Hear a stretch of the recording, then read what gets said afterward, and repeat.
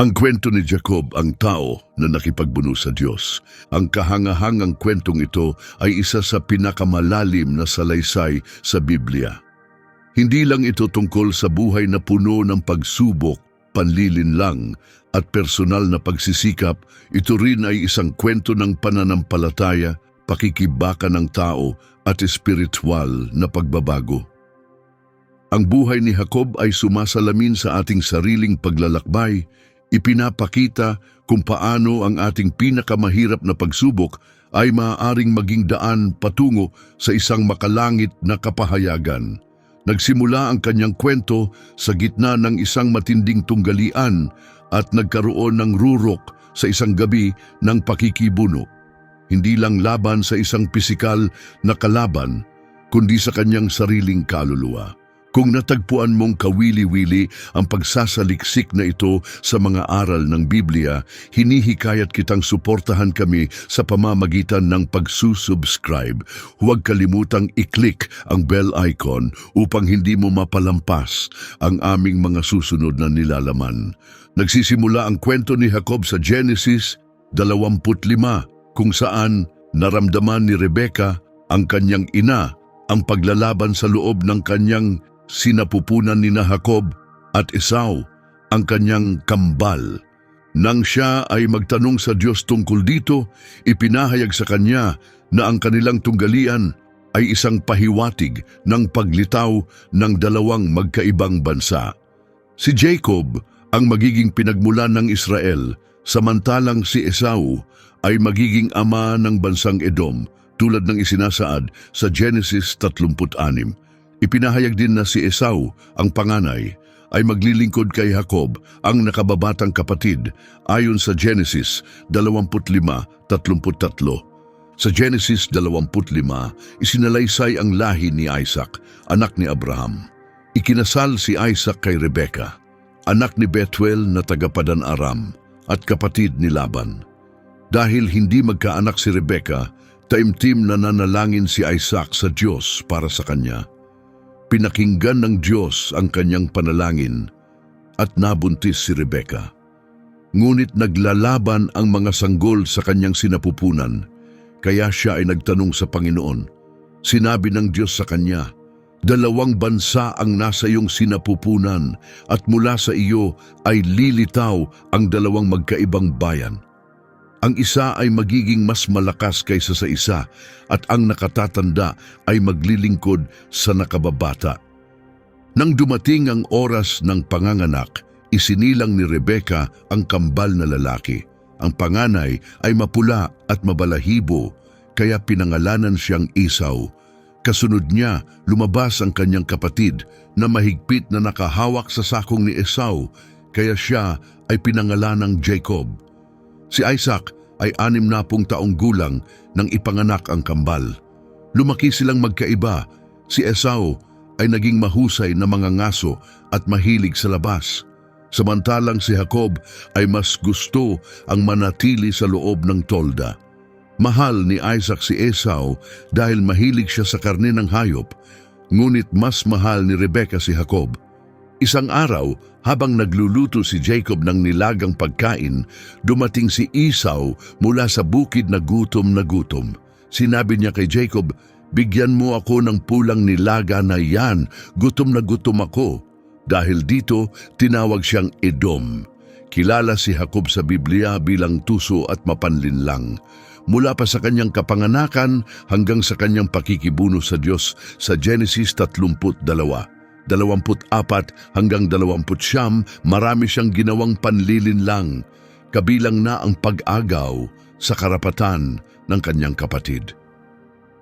Sa araw na yon, habang nagluluto si Jacob, dumating si Esau na pagod at gutom. Sinabi niya, "Bigyan mo ako ng pulang nilaga, mamamatay na ako sa gutom."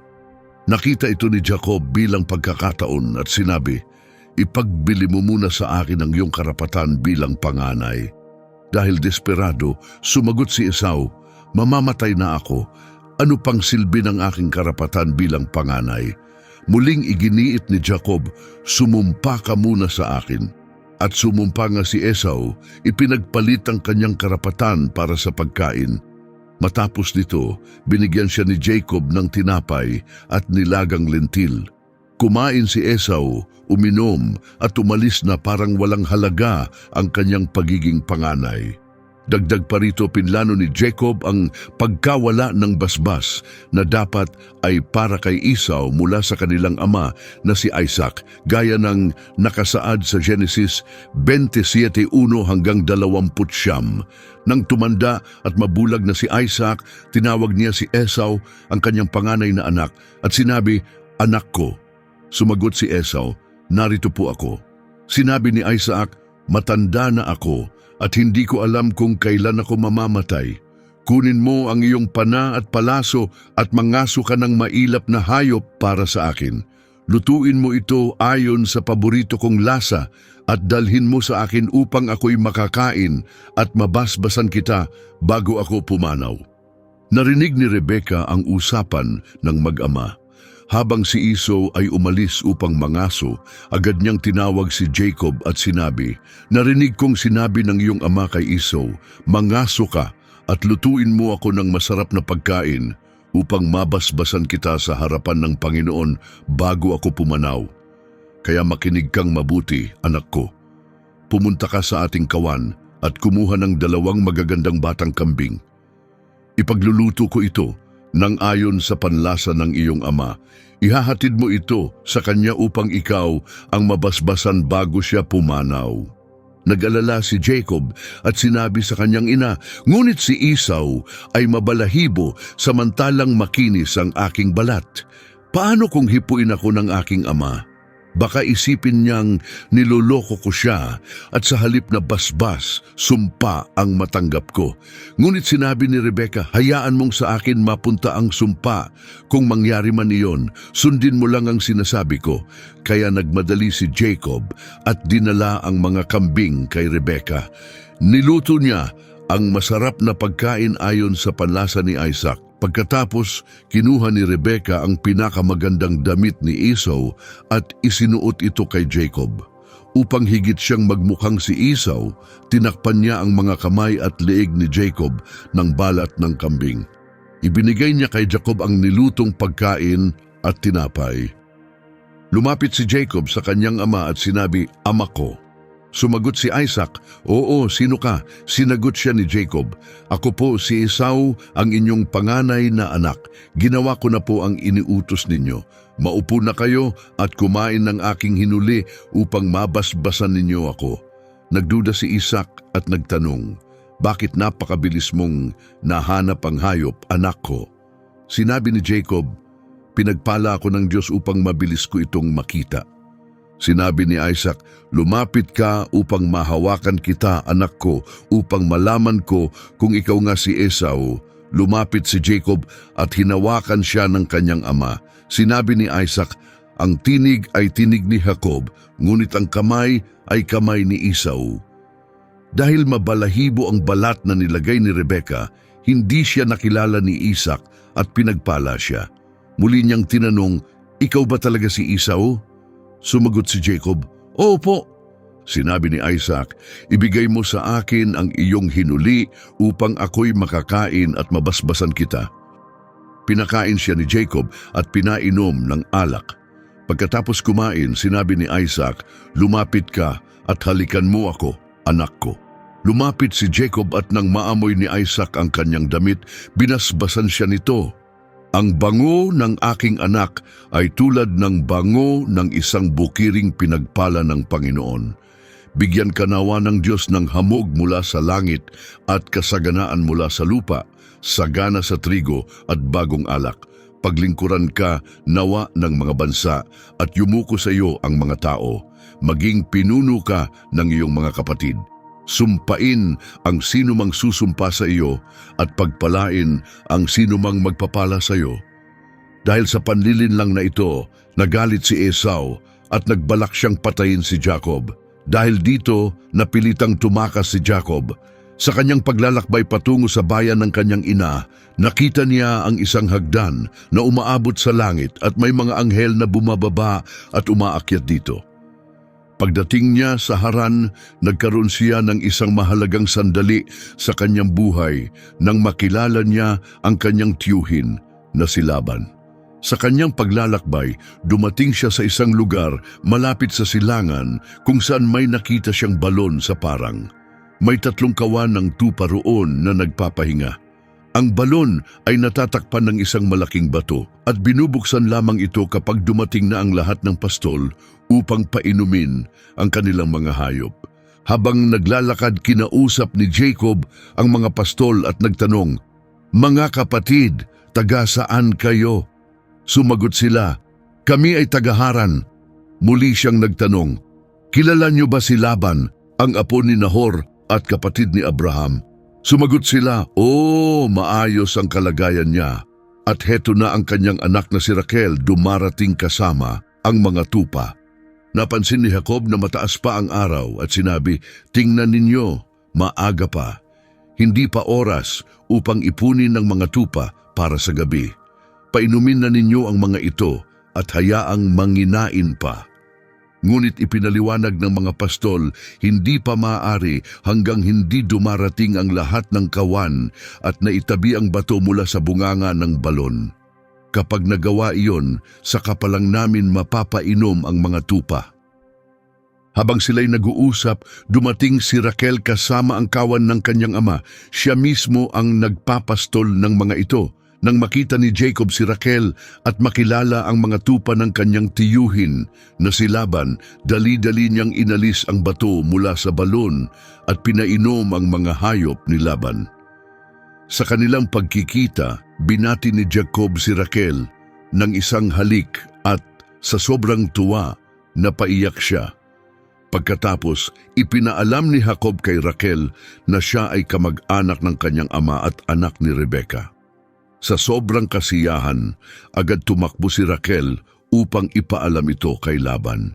Nang marinig ni Laban ang balita tungkol sa anak ng kanyang kapatid, nagmamadali siyang sumalubong kay Jacob.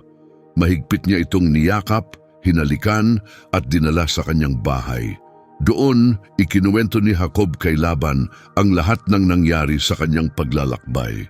Sinabi ni Laban, "Ikaw ay aking sariling dugo at laman."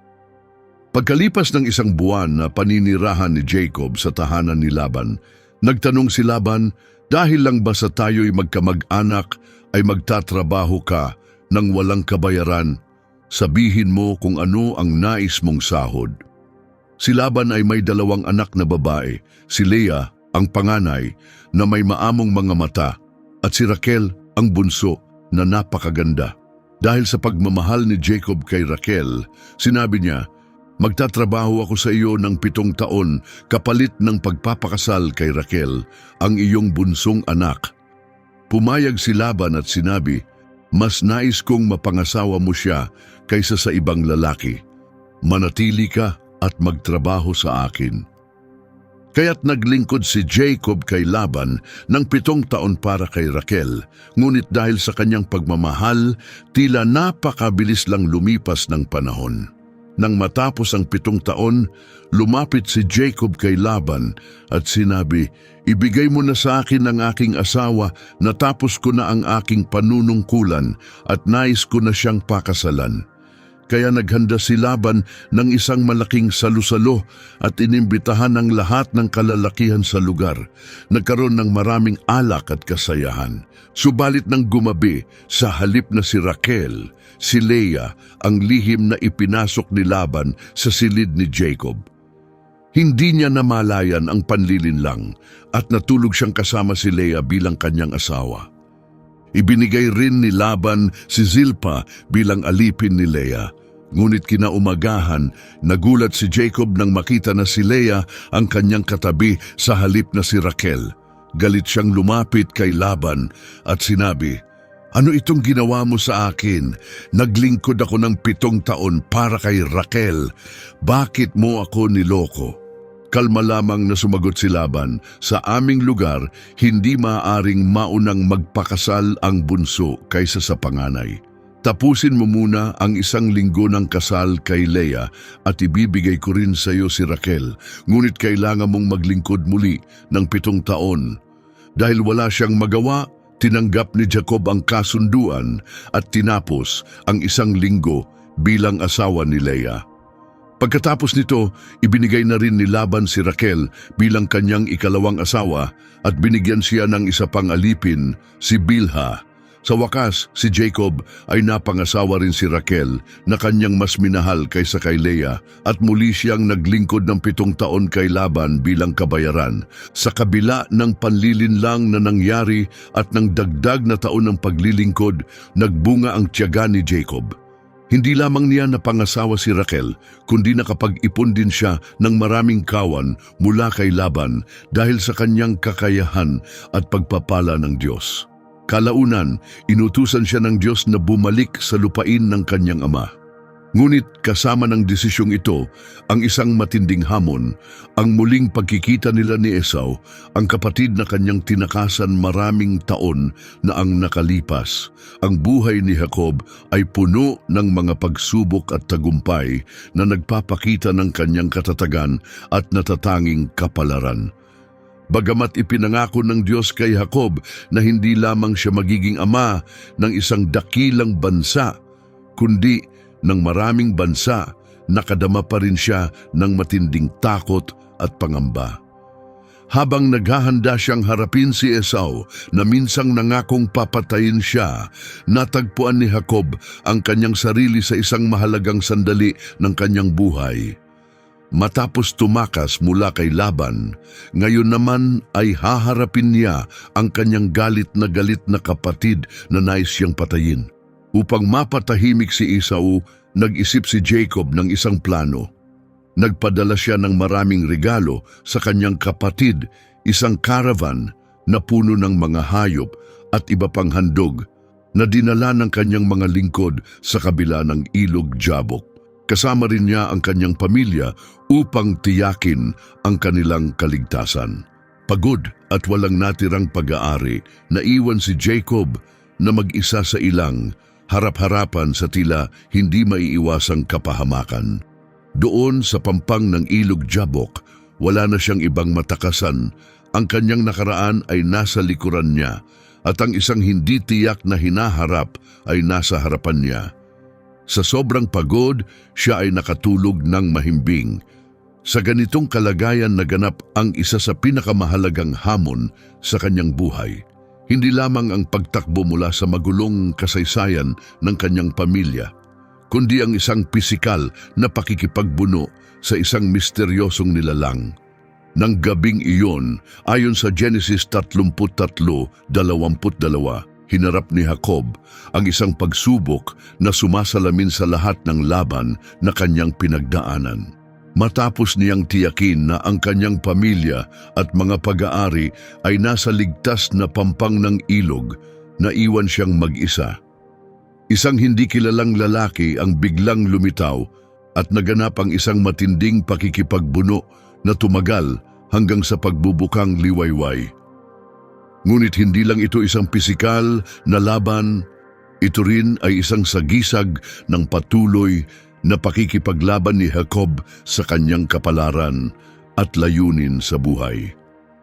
Mula pa nung siya'y isinilang kung kailan siya'y inilarawang nakahawak sa sakong ni Esau, si Jacob ay laging nasa gitna ng mga pagsubok, una sa kanyang kapatid, pagkatapos kay Laban. Ngunit sa gabing iyon, ang kanyang pakikibaka ay umabot sa isang espiritual na rurok. Nakipagbuno siya sa isang nilalang na itinuturing na pisikal na pagpapakita ng Diyos. Hindi niya ito binitiwan sapagkat nais niyang humingi ng basbas at malinawan ang kanyang kapalaran. Habang papalapit ang bukang liwayway, napagtanto ng misteryosong lalaki na hindi niya matatalo si Jacob sa lakas lamang. Kaya hinawakan niya ang balakang ni Jacob at agad itong sumakit at napilay. Ngunit kahit nasasaktan, hindi pa rin siya bumitaw at sinabi, "Hindi kita bibitawan hanggat hindi mo ako pinagpapala." Tinanong siya ng lalaki, "Ano ang iyong pangalan?" Sumagot si Jacob, "Jacob."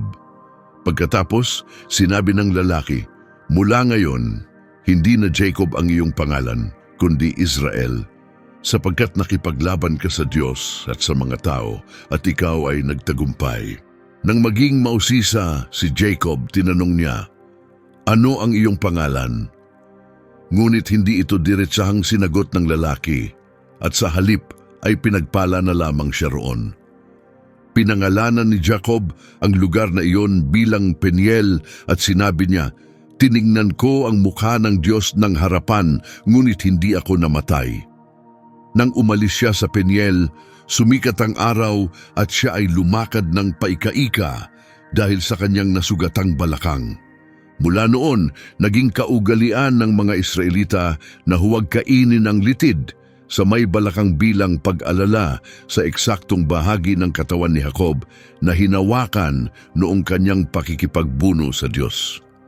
Sa edad na 79, ang pakikitungo ni Jacob sa mahiwagang nilalang ay hindi isang literal na labanang pisikal kundi isang malalim na espiritual na karanasan.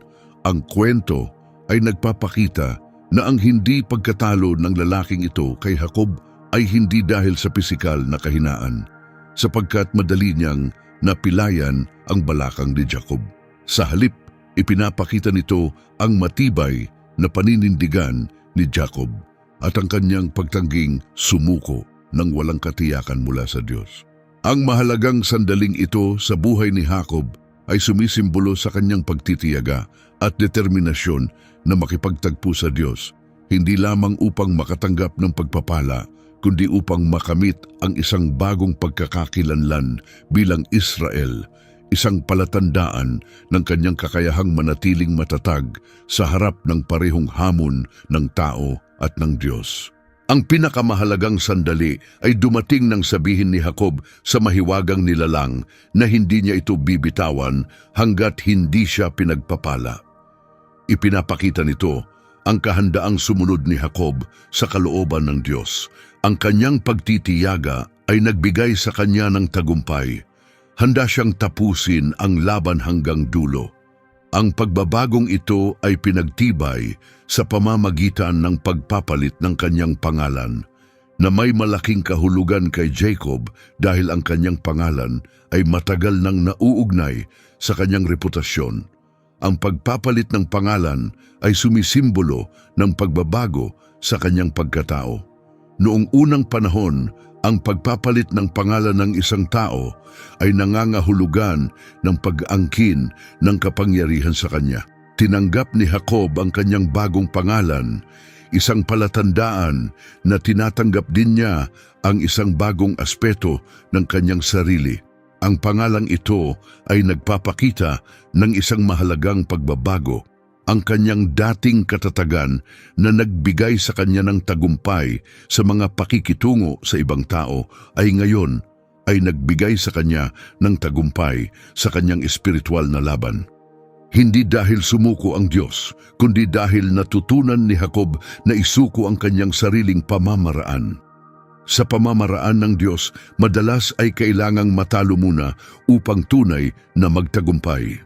Ang huling hakbang ni Jacob ay ang pagtatanong ng pangalan ng mahiwagang lalaki, isang tila huling pagsubok upang makuha ang kontrol. Ngunit hindi niya ito ibinigay. Sino nga ba ang misteryosong nilalang na ito? Sa buong kwento, siya ay tinutukoy bilang isang tao, ngunit sa huli, siya ay kinilala bilang si Elohim. Pinilayan niya si Jacob, ngunit nanatili itong nakakapit at tumangging bumitaw hanggat hindi siya pinagpapala. Doon natanto ni Jacob na ang kanyang nakalaban ay hindi isang ordinaryong tao, kundi ang Diyos mismo. Dahil dito tinawag niyang Peniel ang lugar na iyon na nangangahulugang mukha ng Diyos sa wikang Hebreo. Maraming aral ang matutunan mula sa pagsubok ni Jacob. Una, nauunawaan natin ang pangangailangan ng kapatawaran na tanging sa biyaya ng Diyos makakamtan. Alam ni Jacob ang kanyang pagkakasala kay Esau at ang bigat ng kanyang mga nagawa. Noon, umasa siya sa kanyang talino at panlilinlang upang magtagumpay. Ngunit ngayon, nahaharap siya sa isang hindi tiyak na hinaharap. Ang kanyang kaligtasan ay nakasalalay sa pagpapatawad ni Esau, isang bagay na wala siyang kontrol. Gayunman, may isang may kakayahang baguhin ang puso ng kanyang kapatid, ang Diyos. Habang nag-iisa siya at nakikipagbuno sa isang lalaki hanggang sa bukang liwayway, Genesis 32:4, natutunan ni Jacob na hindi niya kayang umasa lamang sa kanyang sariling lakas o katalinuhan. Wala siyang kapangyarihan upang makuha ang kapatawarang kinakailangan para sa kanyang kaligtasan. Sa ating paglalakbay, kasama ang Diyos, mahalagang tanggapin ang ating mga kahinaan. Tanging sa kanyang awa, tayo maaaring mapatawad at tanging sa kanyang biyaya tayo malalampasan ang pinakamadilim na yugto ng ating buhay. Pangalawa, pinahahalagahan ng Diyos ang katatagan, lalo na kung ito ay nagpapakita ng ating taimtim na paghahanap sa Kanya. Sa kanilang laban, nang makita ng lalaki na hindi niya matatalo si Jacob, pinilayan niya ito. Ngunit sa kabila ng sakit, nang sabihin ng lalaki, "Bitiwan mo na ako, sapagkat sumisikat na ang araw," matatag na tumugon si Jacob, "Hindi kita bibitawan hanggat hindi mo ako pinagpapala." Genesis 32:25-26. Sa pagkakataong ito, kitang-kita ang magandang katangian ni Jacob, ang kanyang espiritual na pagkilala sa Diyos. Napatunayan ito nang siya ay tumakas kay Esau at nagkaroon ng pangitay ng hagdan patungong langit. At nang sundin niya ang utos ng Diyos na bumalik sa kanyang lupang sinilangan, ipinakita rin niya ang kanyang tiyaga sa kanyang matagal na paghihintay kay Rachel at sa matagal niyang paglilingkod kay Laban upang makuha siya bilang asawa. Sa kanyang pakikipagbuno sa mahiwagang nilalang, ipinakita niya hindi lamang ang kanyang espiritual na kamalayan, kundi pati ang kanyang matibay na loob. Alam niyang nakikipagbuno siya mismo sa Diyos at hindi siya umurong hanggat hindi niya natatanggap ang pagpapala. Ang pangyayaring ito ay lalong tumindi dahil sa moral na pagsubok na kinaharap ni Jacob. Alam niyang hindi siya karapat-dapat sa pagpapala, ngunit handa siyang harapin ang anumang kapalit nito. Ang kapalit ay matindi. Iniwan siyang lumpo, ngunit sa huli, natanggap niya ang kanyang pagpapala. Pangatlo, ang ating tunay na pagkakakilanlan ay matatagpuan kay Kristo. Sa isang makapangyarihang tagpo, tinanong siya ng mahiwagang nilalang, "Ano ang iyong pangalan?" Sumagot siya, "Jacob." Sinabi ng lalaki, "Mula ngayon hindi ka natatawaging Jacob kundi Israel, sapagkat nakipaglaban ka sa Diyos at sa mga tao at nagtagumpay." Genesis 32:27-28. Ang lahi ni Jacob ay hindi pangkaraniwan. Isinilang siya sa isang angkan na itinakda upang maging maraming bansa.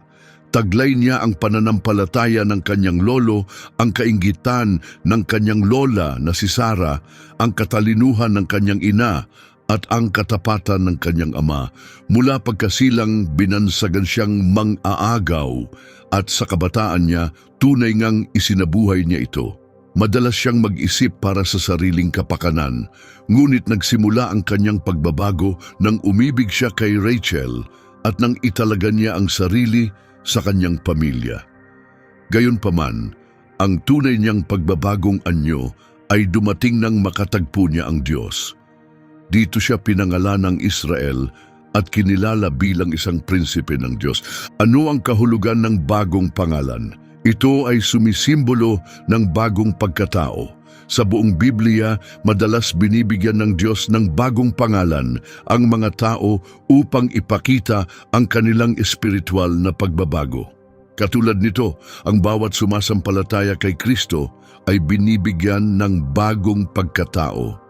Gaya ng sinasabi sa 2 Korinto 5:17, "Kaya't kung ang sinuman ay nasa kay Kristo, siya ay isang bagong nilalang. Lumipas na ang dating pagkatao, narito ang lahat ay naging bago. Sa pagpapatuloy ng kwento ni Jacob sa Genesis, makikita natin ang kanyang pangalan na nagpapalit-palit sa pagitan ng Jacob at Israel na sumasalamin sa kanyang patuloy na espiritual na pagbabago. Muling pinagtibay ng Diyos ang bagong pagkatao ni Jacob sa Genesis 35:10, isang paalala na mahalaga rin sa lahat ng mananampalataya. Katulad ni Jacob, minsan nakalilimutan natin ang ating espiritual na pagkakakilanlan at bumabalik sa ating dating pagkatao. Kaya mahalagang panghawakan ang bagong pagkatao na ibinigay sa atin ng Diyos matapos natin siyang makatagpo. Kahit tayo ay madapa at pansamantalang makalimutan kung sino na tayo sa Kanya, laging may daan pabalik sa landas na inilaan niya para sa atin. Nais ng Diyos ang isang malalim na ugnayan sa atin at nang hangarin ni Jacob na lubos siyang makilala, tinanong niya, "Ano ang iyong pangalan?" Ngunit sumagot ang Diyos, "Bakit mo tinatanong ang aking pangalan?" At sa kanya pinagpala si Jacob. Genesis 32:20. Sa sandaling ito, napagtanto ni Jacob ang tunay na pagkatao ng Diyos. Nakilala niya ang Diyos na sinamba ng kanyang ama at lolo, ngunit ang Diyos na nakaharap niya sa ilog ng Jabok ay nagpakita sa anyong tao. Ito ang mahalagang sandali kung saan hindi lamang pinamunuan ng Diyos ang kanyang lahi, kundi binago rin ang kanyang puso. Maraming tao ang may kaalaman tungkol sa Diyos, ngunit hindi pa nakakaranas ng personal at makapangyarihang sandali kasama siya. Ang pagkakilala sa Diyos batay sa kanyang mga ginawa sa buhay ng iba ay ibang-iba sa tunay na karanasan ng kanyang kapangyarihan sa sariling buhay. Mas pinahahalagahan ng Diyos ang kalagayan ng ating puso kaysa sa panlabas na pagpapakita ng kabanalan. Ang tunay na pagkakilala sa Diyos ay dumarating sa pamamagitan ng ating oras at dedikasyon sa Kanya. Nangangahulugan ito ng pagbabad sa Kanyang salita, pananalangin at pagsamba ng may buong puso at isipan. Ito ang naglalapit sa atin sa Kanyang banal na presensya. Kadalasan, ang pinakamalaking hadlang sa ating espiritual na buhay ay tayo mismo, kapag hinayaan nating ang ating mga prioridad ay maligaw. Natuklasan ko na ang pagsisimula ng aking araw sa presensya ng Diyos sa pamamagitan ng pagbabasa ng Biblia at pananalangin ay nagbibigay ng kapayapaan sa aking buong araw. Maaaring hindi magbago ang mga sitwasyon sa paligid ko, ngunit ang aking pananaw ay naaapektuhan ng kapayapaang ibinibigay ng Diyos. Ang paglapit sa Diyos ay nangangailangan din ng pagpapakumbaba. Nang lumisan si Jacob mula sa Peniel sa bukang Liwayway, siya ay naglalakad na may pilay, isang paalala ng kanyang pakikipagtagpo sa Diyos at ng pagbabagong naganap sa kanyang buhay. Genesis 32:31. Ang pisikal na kapansanan ni Jacob ay sumisimbolo ng kanyang bagong natutunang pagpapakumbaba. Dati, kilala siya sa kanyang pagiging maparaan at sa kanyang sariling kakayahan. Ayon sa Merriam-Webster, ang pagpapakumbaba ay ang kawalan ng pagmamataas o kayabangan. Sa mundo ngayon, tila salungat ang pagpapakumbaba sa mga pangkaraniwang pananaw ng tagumpay. Ngunit sa kaharian ng Diyos, ang pagtatabi ng ating pride at ang pagtitiwala sa Kanya ay humuhubog sa atin upang maging mas mabubuting tao. Ang paraan ng Diyos sa pagpapakumbaba sa mga pangunahing tauhan sa Biblia, tulad ni Jacob, ay makikita rin sa pagbabago ni Simon Pedro at Saul na naging Pablo. Si Pablo mismo ay nagsalaysay ng kanyang sariling pagsubok upang hindi ako maging palalo dahil sa labis na mga pahayag na aking natanggap, isang tinik sa laman ang ibinigay sa akin, isang sugo ni Satanas upang ako'y pahirapan. 3 beses kong idinalangin sa Panginoon na ito'y alisin sa akin, ngunit sinabi niya, "Sapat na sa iyo ang aking biyaya, sapagkat ang aking kapangyarihan ay nahahayag sa kahinaan. Kaya't lalo kong ipagmamalaki ang aking kahinaan upang ang kapangyarihan ni Kristo ay manahan sa akin." Kaya naman, alang-alang kay Kristo, ako'y natutuwa sa mga kahinaan, sa mga pangiinsulto, sa mga paghihirap, sa mga pag-uusig, at sa mga kaguluhan. Sapagkat kapag ako'y mahina, ako ay malakas. 2 Korinto 12:7-10.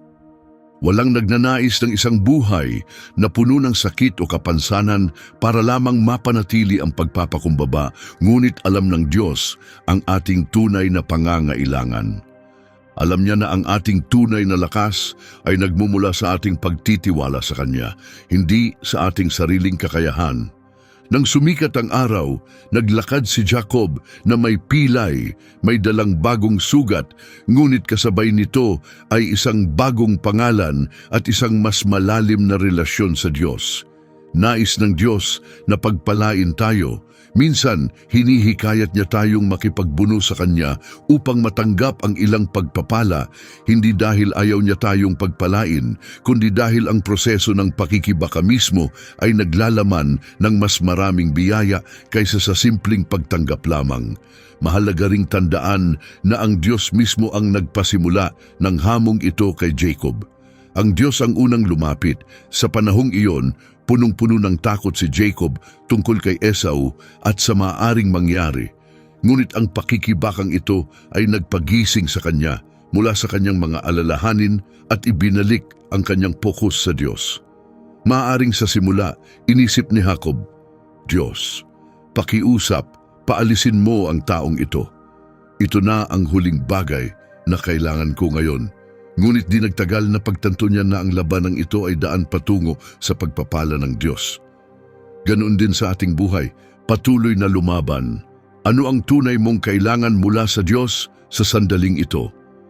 Kumapit ka sa Diyos sa gitna ng iyong pagdurusa, takot at kawalan ng katiyakan hanggang sa ipagkaloob niya ang kanyang pagpapala. Sasalubungin ka ng Diyos, ngunit marahil hindi sa paraang inaasahan o gusto mo. Minsan, ang iniisip mong kaaway ay maaaring maging iyong pinakadakilang sandigan, hinihikayat kang lumaban sa kanya. Sa mga ganitong pagkakataon, alalahanin si Jacob. Maraming biyaya ang dala ng pakikibaka. Maaring hindi mo kailangang marinig ang banayad na pag-aalo, o ang mapag-isa o ang magpahinga, o kahit ang isang malusog na balakang. Ang tunay mong kailangan ay ang pabor ng Diyos. Kapag tinawag ka ng Diyos upang makipagbuno sa Kanya sa pamamagitan ng panalangin, ito ay isang pagkakataon upang matanggap ang Kanyang pagpapala. Manindigan at magpakatatag. Huwag kang bibitaw hanggang sa ipagkaloob niya ang Kanyang pagpapala. Natutuwa ang Diyos na gantimpalaan ang matibay na pananampalataya. At sa pamamagitan nito, ikaw ay mababago. Ngayon, tulad ni Jacob, may pagkakataon tayong bumuo ng ugnayan kay Kristo sa pamamagitan ng pagkilala sa ating mga kasalanan at pagtanggap sa Diyos bilang ating tagapagligtas at manunubos. Sa pamamagitan ng pagtatapat ng ating mga kahinaan, binibigyan tayo ng Diyos ng bagong buhay bilang Kanyang mga anak na inilalagay tayo sa isang walang hanggang relasyon na puno ng Kanyang biyaya at mga pangako. Sa kanyang bagong pangalan na Israel, tinanggap ni Jacob ang isang bagong pagkatao. Gayon din, ang ating pakikipagtagpo kay Kristo ay may kakayahang baguhin tayo. Lahat ay nagbabago. Ang ating buhay, pag-iisip at mga kilos. Itinuturo rin sa atin ang kwento ni Jacob na ang mga tauhan sa Biblia ay nakipagbuno sa Diyos, hindi lamang sa pisikal na paraan, kundi pati na rin sa espiritual at intelektual. Walang masama sa pagkakaroon ng mga tanong at sa paghahangad ng mas malalim na pangunawa sa Biblia. Ang pananampalatayang Kristiyano ay may pundasyon sa katotohanan ng kasaysayan ng Diyos. Ang pagharap sa mga tanong na ito at ang matapat na paghahanap ng kasagutan ay maaaring humantong sa bagong pagkakakilanlan at pagpapala mula sa Diyos. Pag-isipan kung paano nakipagbuno ang Diyos kay Jacob. Nang gabing iyon, habang labis ang kanyang takot sa nalalapit na pagkikita nila ni Esau, punong-puno siya ng pangamba at kawalan ng pag-asa. Ngunit matapos ang labanang ito, nagising siya na may pagpapala ng Diyos at mas matibay na pananampalataya. Ang ating mga pagsubok sa pananampalataya ay nagbubunga ng kapayapaan. Minsan, ang aliw ng Diyos ay dumarating sa mga anyong hindi natin inaasahan o nais. Minsan, hinahayaan ng Diyos na maranasan natin ang pisikal na paghihirap upang patibayin ang ating pananampalataya. Pinilayan niya si Jacob na lalong nagpadama sa kanya ng kahinaan sa harap ni Esau, at dahil dito, mas higit siyang umasa sa Diyos kaysa sa kanyang sariling lakas. Ang pangangailangang ito na pagdaanan ang paghihirap ay maaaring maging paraan upang palalimin ang ating pananampalataya. Sa huli, nagbago ang pagkatao ni Jacob dahil sa kanyang espiritual na laban. Iniwan niya ang kanyang dating pagkatao bilang isang mandaraya at natanggap ang pabor ng Diyos dahil sa kanyang pananalig at pagtitiyaga. Ang tagpong ito ay isang dakilang gawain ng banal na pagpapanumbalik, katulad ng biyayang ibinigay ni Jesus kay Pedro nang bigyan siya ng pagkakataong ipahayag muli ang kanyang pagmamahal kay Jesus, kasindalas ng kanyang naging pagtanggi sa kanya. Matapos nilang kumain, tinanong ni Jesus si Simon Pedro, "Simon, anak ni Juan, iniibig mo ba ako ng higit sa mga ito?" Sumagot si Pedro, "Oo, Panginoon, alam mong iniibig kita." Sinabi ni Jesus, "Pakainin mo ang aking mga tupa." Muli tinanong siya ni Jesus, "Simon, anak ni Juan, iniibig mo ba ako?" Sumagot si Pedro, "Oo, Panginoon, alam mong iniibig kita." Sinabi ni Jesus, "Alagaan mo ang aking mga tupa." Sa ikatlong pagkakataon muling tinanong ni Jesus, "Simon, anak ni Juan, iniibig mo ba ako?" Nalungkot si Pedro na 3 beses siyang tinanong ni Jesus, kaya't sumagot siya, "Panginoon, alam mo ang lahat ng bagay. Alam mong iniibig kita." Sinabi ni Jesus, "Pangalagaan mo ang aking mga tupa." Juan 21:15-17. Pinahalagahan ng Diyos ang matibay na pananampalataya ni Jacob at tinupad niya ang kanyang mga kahilingan. Hebreo 11:6. Kapag inaanyayahan tayo ng Diyos na makipagbuno sa Kanya, may higit pang nangyayari kaysa sa ating nakikita at ginagamit niya ang mga sandaling ito upang baguhin tayo para sa ikabubuti. Sa mundo ngayon, binibigyang diin ang kayamanan, kapangyarihan, lakas, kumpiyansa, prestihyo at tagumpay. Kasabay nito tinuturuan tayong tingnan ang kahinaan, kabiguan at pag-aalinlangan bilang mga palatandaan ng pagkatalo o mahinang pananampalataya. Ngunit bahagi ng buhay ang pagharap sa takot, panghihina ng loob at kahinaan. Nauunawaan din natin na ang bulag na optimismo at ang panlabas na kinang ng kasikatan at tagumpay ay maaaring humantong sa kawalang kasiyahan at kawalan ng layunin. Sa huli, darating ang sandali na haharapin nating lahat ang matitinding hamon ng buhay. Ang kwento ni Jacob ay isang makapangyarihang paalala ng katotohanan ito.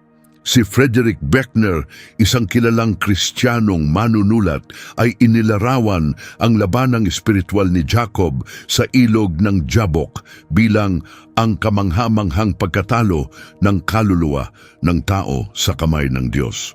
Sa kanyang karanasan, makikita natin ang sariling mga laban, takot, kadiliman, pag-iisa, kahinaan, kawalan ng kapangyarihan, pagkapagod, at patuloy na sakit. Maging si Apostol Pablo ay nakaranas ng matinding paghihirap at pagkabalisa na inamin niyang sa lahat ng dako ay may kaguluhan, sa labas ay may labanan, sa loob ay may takot. 2 Korinto 7:5. Ngunit ang katotohanan ay hindi tayo iniiwan ng Diyos sa ating mga pagsubok, takot at laban sa buhay. Sa bawat pakikibaka, natututuhan nating may kasamang biyaya ang bawat pagsubok. Ang tunay na kapangyarihan ng pagbabago ay nagmumula sa Kanya, hindi lamang sa anyo ng pagsuko, kundi pati ng kalayaan, pati na rin ng pagtitiis, pananampalataya at tapang. Sa huli, Ginawa ni Jacob ang dapat gawin nating lahat. Hinarap niya ang kanyang mga kabiguan, kahinaan, kasalanan, at lahat ng pasaning bumibigat sa kanya at hinarap niya ang Diyos. Ang kanyang buong gabing pakikipagbuno sa Diyos ay nagtapos ng matanto niyang wala siyang magagawa kung wala ang Diyos at doon niya natanggap ang kanyang pagpapala. Genesis 32:29. Itinuturo sa atin ng mahalagang sandaling ito sa buhay ni Jacob na likas na mahirap ang buhay, lalo na kung sinusubukan nating harapin ng Diyos at ang kanyang mga plano para sa atin ng mag-isa. Ngunit natutuklasan din natin bilang mga Kristiyano na sa kabila ng ating mga paghihirap, hindi tayo kailanman iniiwan ng Diyos at ang kanyang pagpapala ay laging sumusunod pagkatapos ng ating mga laban, kahit pa ito ay magulo at puno ng pagsubok. Ang tunay na pag-unlad at pagkatuto ay hindi maaaring ihiwalay sa paghihirap at sakripisyo. Ang laban ni Jacob sa ilog ng Jabok ay nagpapaalala sa atin ng isang mahalagang katotohanan. Kahit na minsan ay lumalaban tayo sa Diyos at sa kanyang kalooban, siya ay nananatiling mabuti. Bilang mga Kristiyano, maaaring danasin natin ang pag-iisa sa kadiliman ng gabi, ngunit tandaan, ang kanyang pagpapala ay dumarating sa bukang liwayway. Genesis 33:1-12. Pagtingala ni Jacob, nakita niyang paparating si Esau kasama ang 400 tauhan. Agad niyang inayos ang pagkakasunod-sunod ng kanyang pamilya para sa kanilang pagpapakilala. Inilagay niya sa unahan ang mga aliping babae at ang kanilang mga anak, sinundan ni Leah at ng kanyang mga anak, at sa pinakahuli ay sina Rachel at Joseph. Siya mismo ang nanguna sa prosesyon at lumapit kay Esau ng may lubos na paggalang. Yumuko ng 7 beses bilang tanda ng kanyang pagpapakumbaba. Sa kanyang ginhawa at labis na kasiyahan, tumakbo si Esau upang salubungin siya. Niyakap siya ng mahigpit at sila'y kapwa lumuluha sa kanilang muling pagkikita.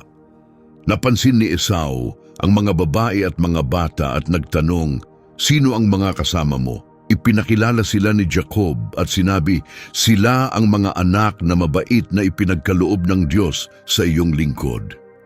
Isa-isang yumuko sa harap ni Esau ang mga aliping babae at kanilang mga anak, sinundan ni Leah at ng kanyang mga anak, at sa huli, sina Rachel at Joseph. Nagtanong si Esau tungkol sa mga kawan at mga hayop na nasalubong niya sa daan. Ipinaliwanag ni Jacob na ang mga ito ay handog upang makuha ang pabor ni Esau. Ngunit sinabi ni Esau, "Sapat na sa akin ang mayroon ako, kapatid. Panatilihin mo ang sa iyo." Gayunpaman, nais ni Jacob na muling buuin ang kanilang relasyon, kaya't sinabi niya, "Pakiusap, tanggapin mo ang aking handog kung tunay akong nakatagpo ng pabor sa iyo. Ang makita ang iyong mukha ay parang makita ang mukha ng Diyos, lalo na't tinanggap mo ako ng may kabaitan. Pakiusap, tanggapin mo ang handog na ito sapagkat naging mapagbigay ang Diyos sa akin at mayroon akong lahat ng aking kailangan." Dahil sa pagpupursige ni Jacob, tinanggap ni Esau ang mga alay. Pagkatapos iminungkahi ni Esau, "Magsimula na tayong maglakbay at sasamahan kita." Ngunit sumagot si Jacob, "Alam ng aking Panginoon na ang mga bata ay marurupok at dapat ko ring alagaan ang mga nagpapasusong hayop. Kung pipiliting maglakbay ng mabilis kahit isang araw, mamamatay ang lahat ng hayop. Mauna na po kayo at dahan-dahan akong susunod ayon sa bilis ng mga kawan at sa lakas ng mga bata hanggang makarating ako sa aking Panginoon sa Seir."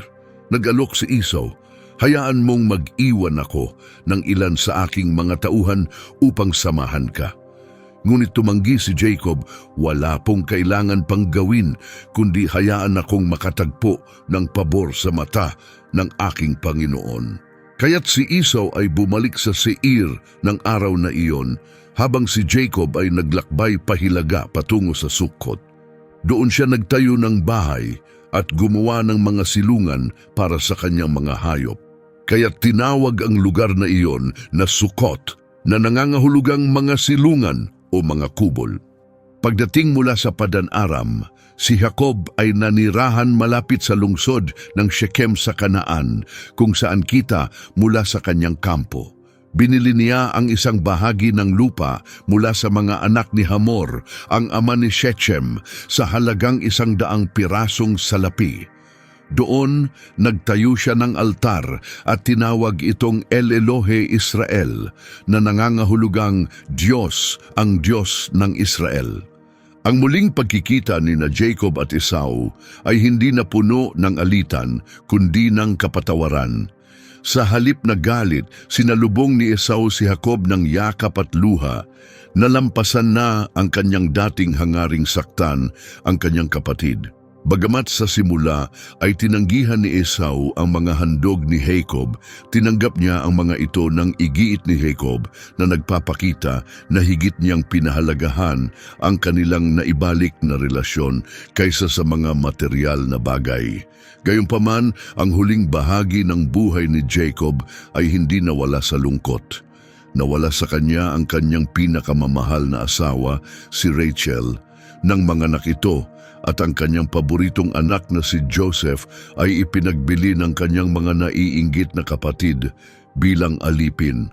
Ang kanyang mga huling taon ay ginugol sa isang banyagang lupain.